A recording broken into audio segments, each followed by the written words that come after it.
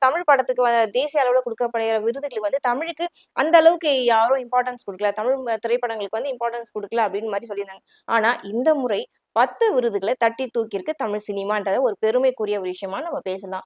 இதுல இன்னொரு ஒரு சலசலப்பான விஷயங்களும் என்ன பேசிட்டு இருக்காங்கன்னா, ராயன் படத்த பத்தி தான் ஒரு சில சலசலப்புகள் நடந்துட்டு இருக்கு.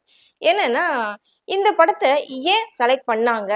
இந்த படத்துல பாத்தீங்கன்னா, அடிதடி, வன்முறைக்கான காட்சிகள், ரத்த களரியான காட்சிகள் நெறையவே இருக்கும். இதுல என்ன ஸ்டோரி இருக்கு? ஏன் இந்த படத்த நீங்க செலக்ட் பண்ணீங்கன்னு பல நெட்டிசன்ஸ்கள் கேள்வி மேல கேள்வி கேட்டுட்டு தான் இருக்காங்க.